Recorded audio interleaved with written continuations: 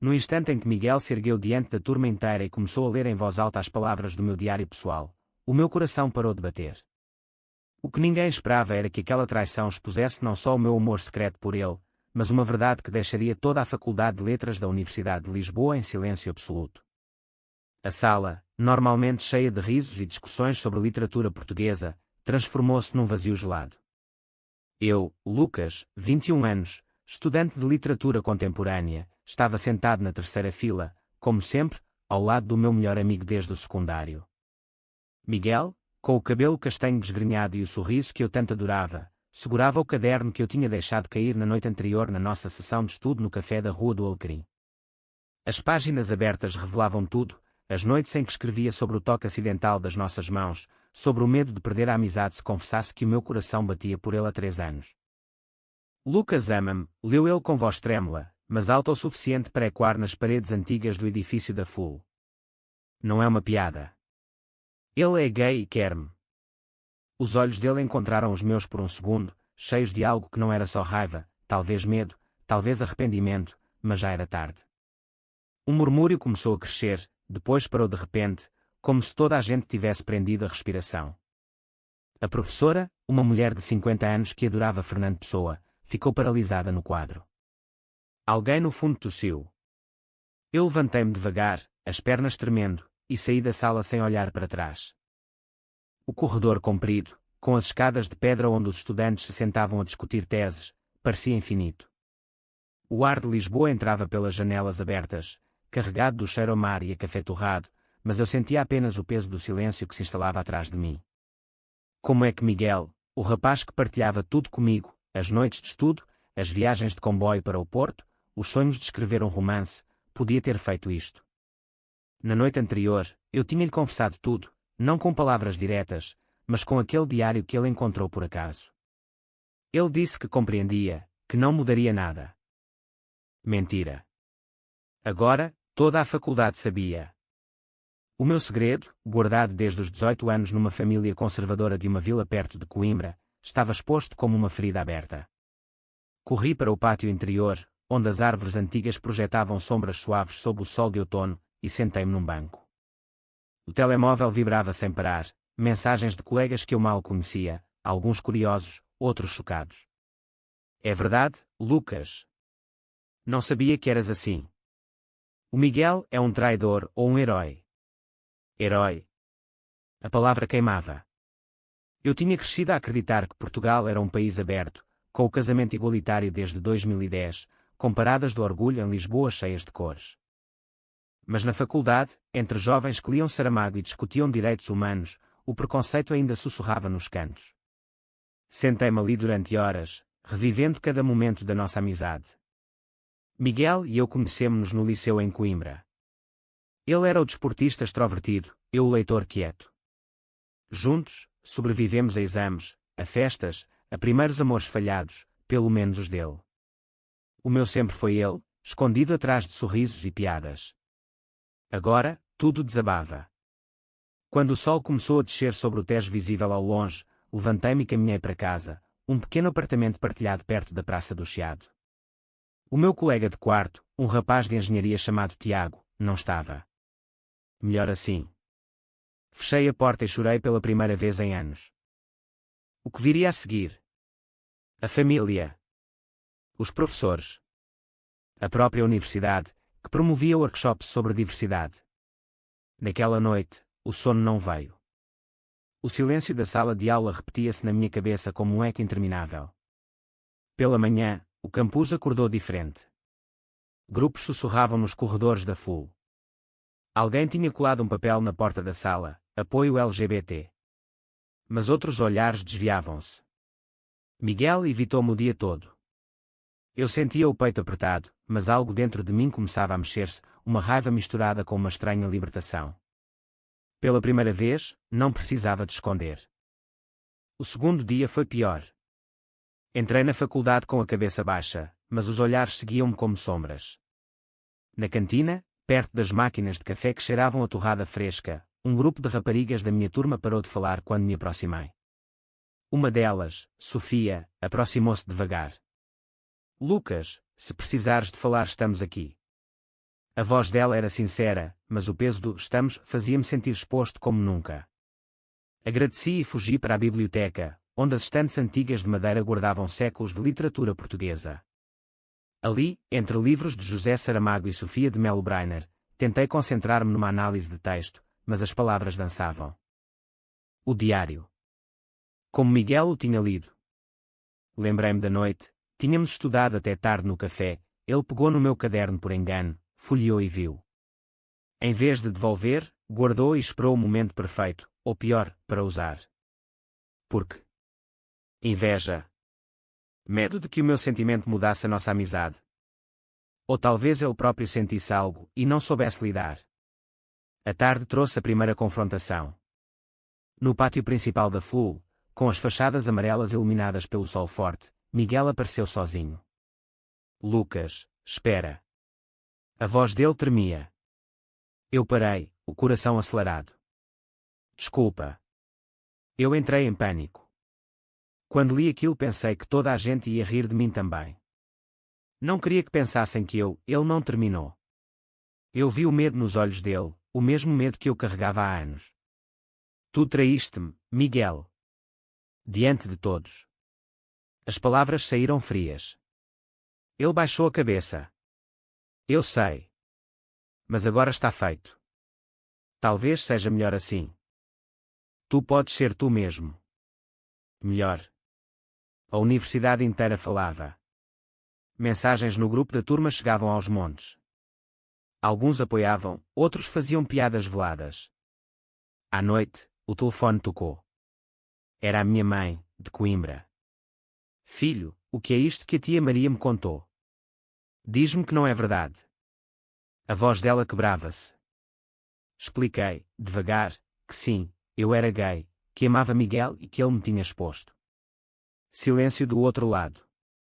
Depois lágrimas. Teu pai não pode saber ainda. A vila é pequena. Portugal podia ser moderna em Lisboa, mas nas vilas do interior, as tradições pesavam. Desliguei e senti o peito vazio. Tiago, o meu colega de quarto, chegou tarde. Ouvi dizer. Se quiseres, posso ouvir. Falámos até de madrugada. Ele contou-me que tinha um primo gay e que Lisboa era diferente. Pela primeira vez, senti um apoio real. No dia seguinte, decidi ir à Associação de Estudantes. Lá, encontrei um cartaz, Grupo de Apoio LGBT da U Lisboa. Entrei. Havia 10 pessoas, todas com histórias parecidas. Uma rapariga chamada Ana abraçou-me. Bem-vindo. Aqui não julgam. Saí dali mais leve, mas a dor ainda queimava. Miguel enviou uma mensagem, podemos falar. Ignorei. A semana passou entre aulas interrompidas por sussurros e noites de insônia. Comecei a escrever de novo, não um diário secreto, mas notas para um conto sobre traição e liberdade. O campus da FUL, com as suas escadas cheias de estudantes a rir, parecia menos hostil. Mas o confronto familiar aproximava-se. No fim de semana, viajei para Coimbra. O comboio atravessava Campos Verdes, e eu preparava as palavras. O pai esperava-me na estação, cara fechada. Explica-te. A conversa durou horas. Lágrimas, acusações, silêncio. Não é escolha, disse eu. Ele não respondeu. Regressei a Lisboa mais forte, mas sozinho. A universidade, com as suas bibliotecas cheias e cafés cheios de vida, tornava-se o meu refúgio. E Miguel? Evitava-me, mas os olhares cruzavam-se nos corredores.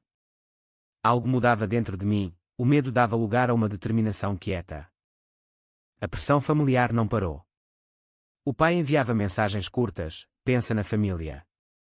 A mãe ligava todas as noites, voz baixa como se alguém pudesse ouvir.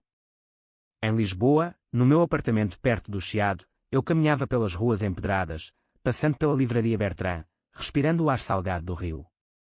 A Faculdade de Letras parecia um mundo paralelo, aulas de poesia que agora ganhavam novo sentido.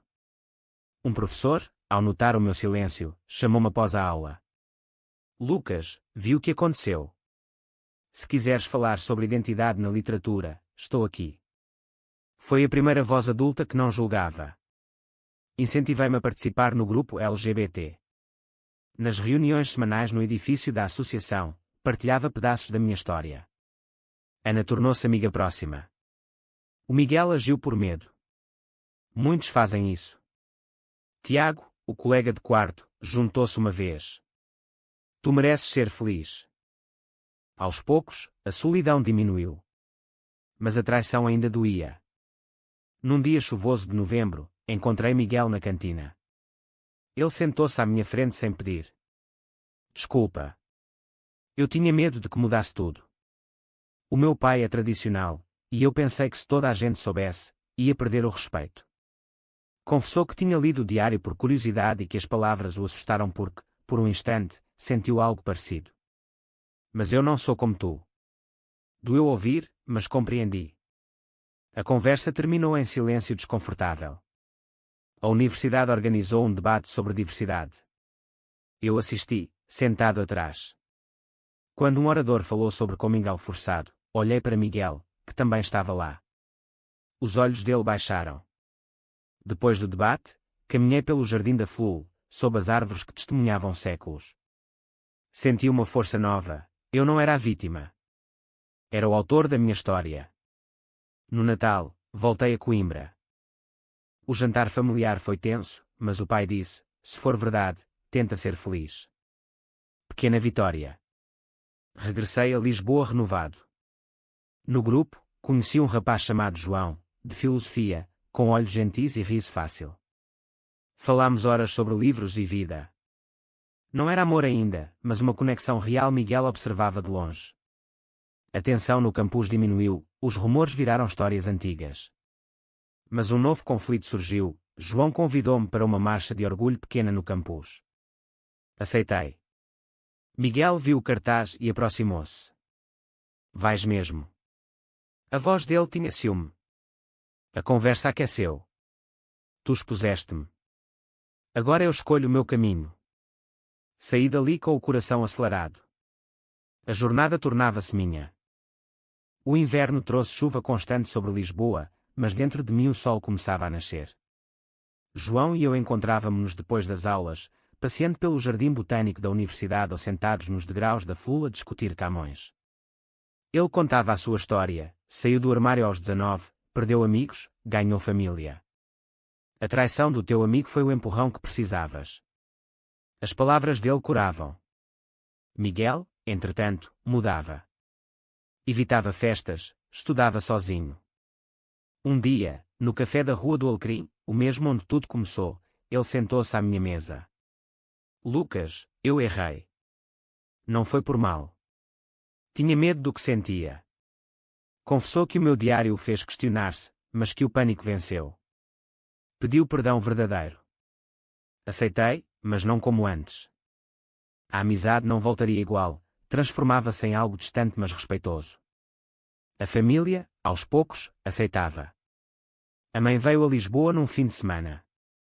Visitámos o mosteiro dos Jerónimos juntos. Só quero que sejas feliz, filho. O pai enviava fotos da vila, sem comentários.